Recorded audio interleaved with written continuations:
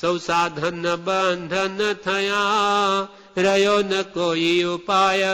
સત સાધન સમજ્યો નહીં, ત્યાં બંધન શું જાય.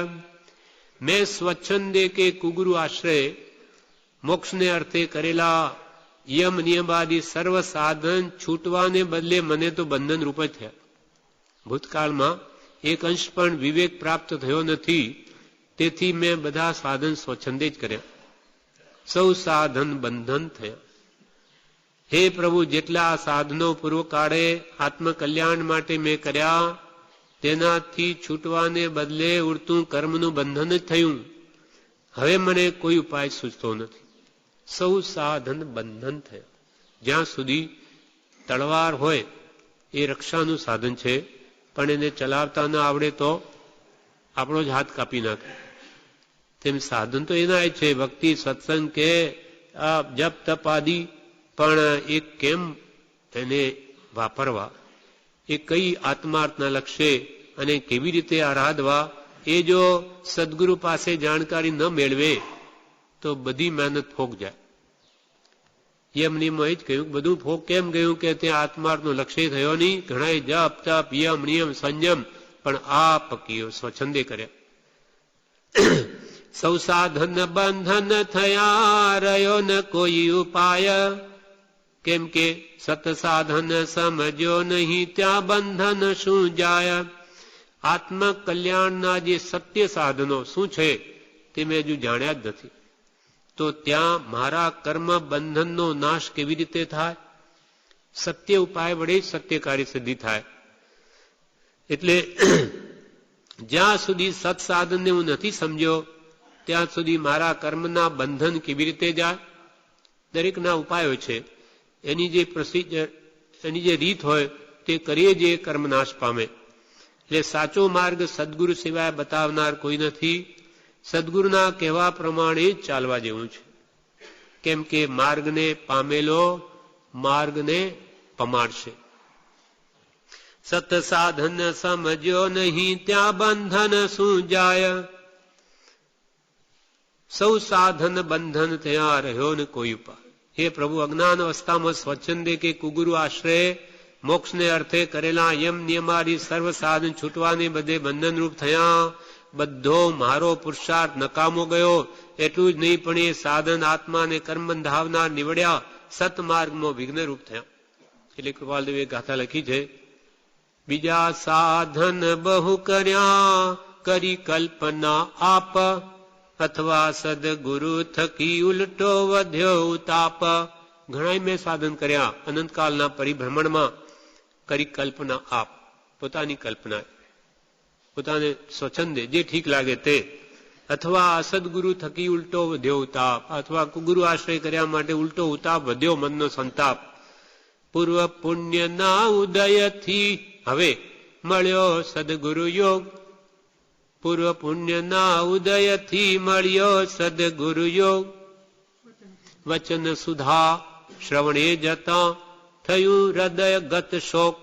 હવે પૂર્વ પુણ્ય ઉદયથી સદગુરુનો યોગ મળ્યો, એના વચનો કાને ગયા પડ્યા.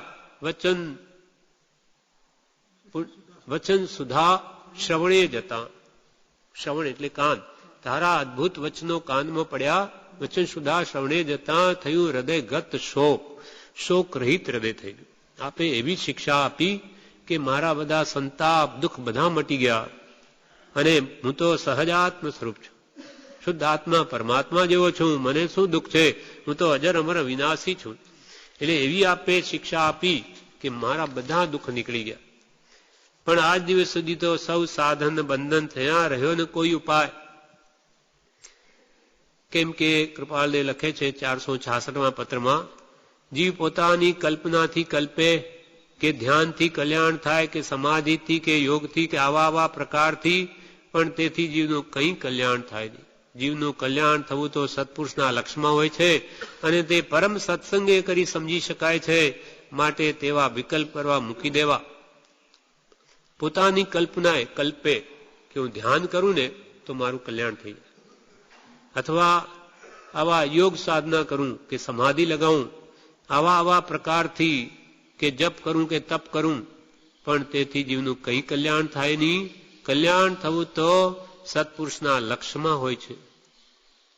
આપણે દવાખાનામાં જઈએ અથવા ત્યાં બી આપણે આ બધી દવાઓ તો દુકાનમાં જ મળે.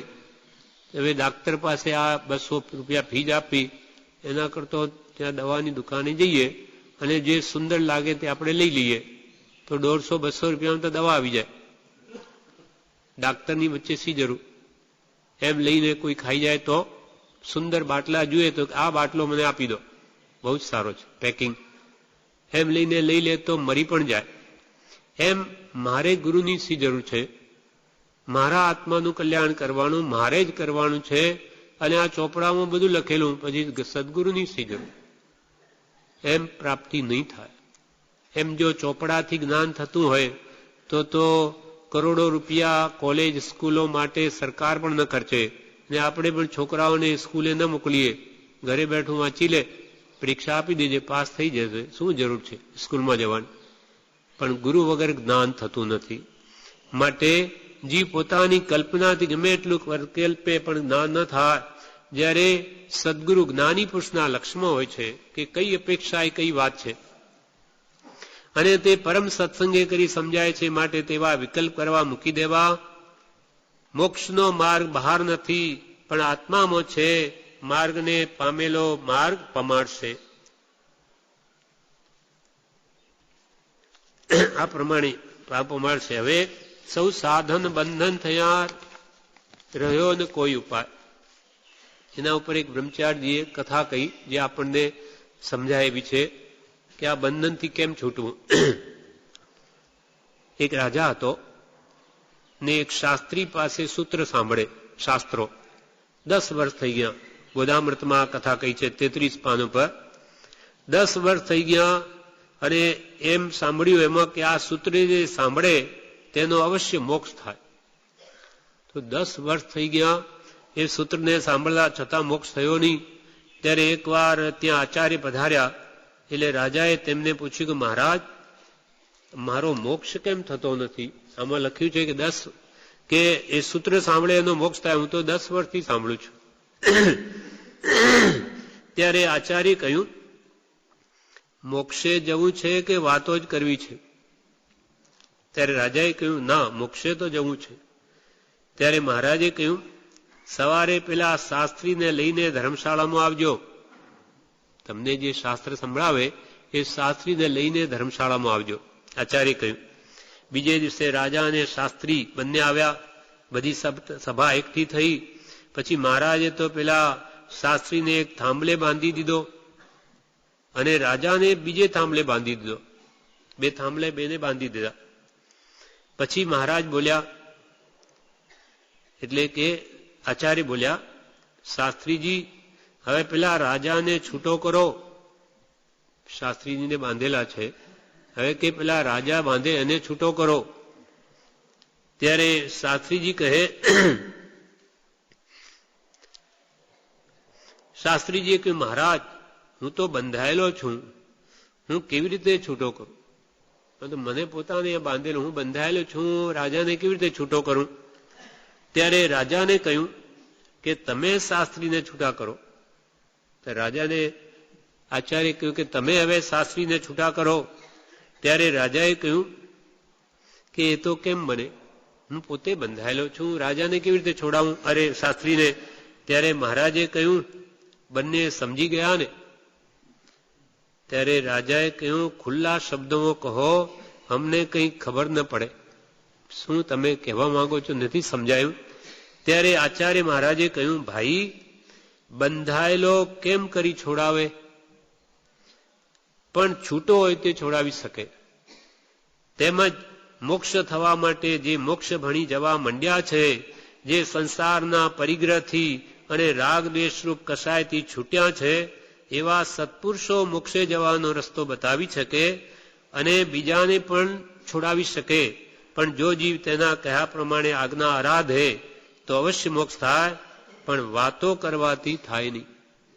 કે જે શાસ્ત્રી પોતે કર્મોથી બંધાયેલા છે, અજ્ઞાની ગુરુઓ પોતે જ્ઞાન પામ્યા નથી, તો એ આપણને શું જ્ઞાન આપે?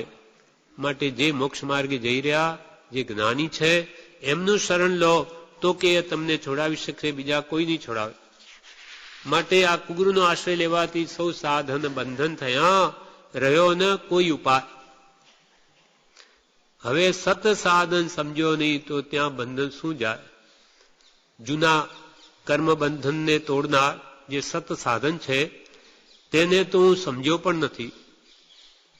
ખોટી મિથ્યા માન્યતાઓ કે કદાગ્રહોને દૂર કરનાર જે સદગુરુ ભગવંતનો બોધ છે તેને મેં જાણ્યો નહીં, સાંભળ્યો નહીં, શ્રદ્ધ્યો નહીં.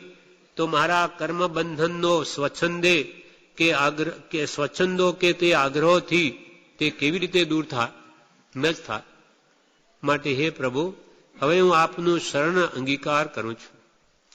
સત્સાધન જે મિથ્યા માન્યતાઓને છોડી શકે, તોડી શકે, પણ મને તો ખબર જ નથી કે સાચા સાધન શું કે જેથી મારું અનાદિકાળનું મિથ્યાત્વ જાય. એના વિશે કૃપાલદેવ 47મા પત્રમાં કહે છે, જગતમાં સત પરમાત્માની ભક્તિ, સદગુરુ, સત્સંગ, સત્શાસ્ત્રાધ્યયન, સમ્યક દ્રષ્ટિપણું અને સતયોગ એ કોઈ કાળે પ્રાપ્ત થયા નથી. થયા હોત તો આવી દશા હોત નહીં. કૃપાલદેવ શું કહે, જગતમાં અનંત કાળના પરિભ્રમણમાં તમને સત પરમાત્માની ભક્તિ નથી મળી. મળી હોય તો તમે સાચા ભાવે આરાધી નથી. તમને સત્સંગ કે સદગુરુનો યોગ મળ્યો નથી. મળ્યો હોય તો તમે આરાધ્યો નથી. સત્શાસ્ત્રાધ્યયન કર્યું નથી. આત્માર્થના લક્ષ્ય કે સમ્યક દ્રષ્ટિપણું આવ્યું નથી. અને સતયોગ એવા તમને કોઈ કાળે પ્રાપ્ત થયા નથી. ને થયા હોત તો તમારી આવી દશા હોત નહીં. તમે સત્સાધન તમે હજુ સમજ્યા જ નથી તો તમારા કર્મબંધન કેવી રીતે જાય? પણ જાગ્યા ત્યાંથી પ્રભાત એવા રૂડા પુરુષોનો બોધ ધ્યાનમાં વિનયપૂર્વક આગ્રહી તે વસ્તુ માટે પ્રયત્ન કરવું એ જ અનંત ભવની નિષ્ફળતાનું એક ભવે સફળપણું થવું સમજાય છે. ભલે અનંતા ભવ નિષ્ફળ ગયા, પણ હવે એક તો રૂડા પુરુષોની વાત હવે માન્ય કરો અને વિનયપૂર્વક જ્ઞાનીએ જે કહ્યું તે હવે કરવા માંડો. તો અનંત ભવ નિષ્ફળ ગયા એ નિષ્ફળતાનું પણ એક ભવે સફળપણું થવું સંભવે છે. એક ભવમાં અનંત ભવ કાઢી શકાય છે. માટે જ્ઞાની કહે તે હમણાં કરો તો હમણાં કામ થઈ શકે એમ છે.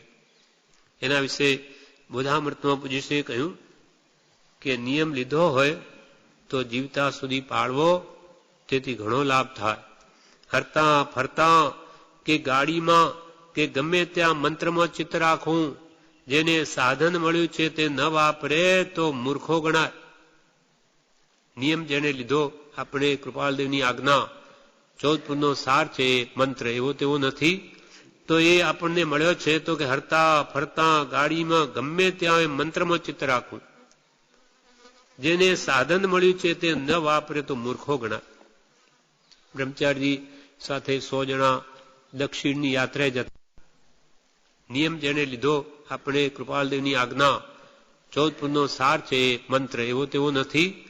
તો એ આપણને મળ્યો છે તો કે હરતા ફરતા ગાડીમાં ગમે ત્યાં મંત્રમાં ચિત્ત રાખવું. જેને સાધન મળ્યું છે તે ન વાપરે તો મૂર્ખો ગણાય. બ્રહ્મચારી સાથે 100 જણા દક્ષિણની યાત્રાએ જતા હતા બાહુબળજીની. વચ્ચે પુના આવ્યું, 15 મિનિટ ગાડી રોકાય. તો ચંચલબેન અને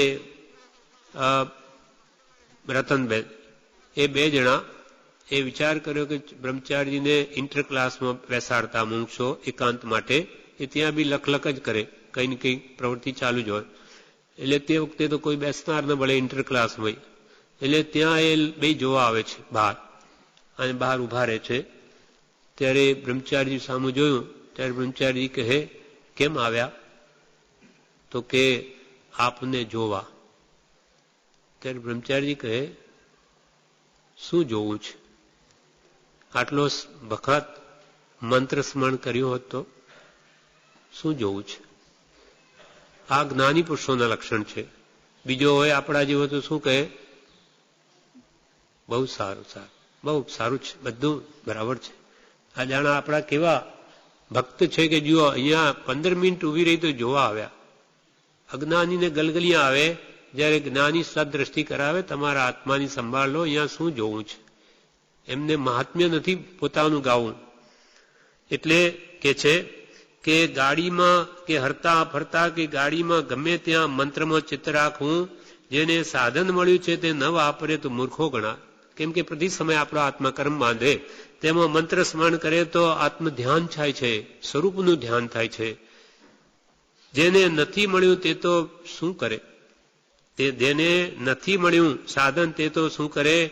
નાનીની આજ્ઞા મળી તો એની પાછળ મંડી પડવું. ધર્મ અર્થે પ્રાણ પણ છોડી દેવા.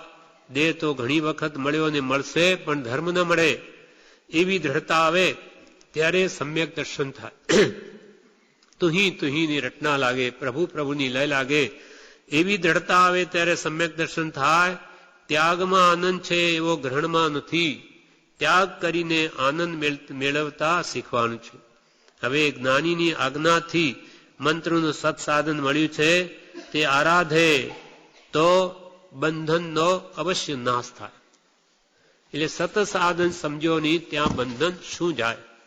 એટલે સૌ સાધન બંધન થયા, રહ્યો ન કોઈ ઉપાય. સત્સાધન સમજો નહીં, ત્યાં બંધન શું જાય. આ પ્રમાણે આપણે 17 ગાથાઓ સુધી આજે વાંચ્યું. બાકીની 3 ગાથાઓ આવતીકાલે લઈશું.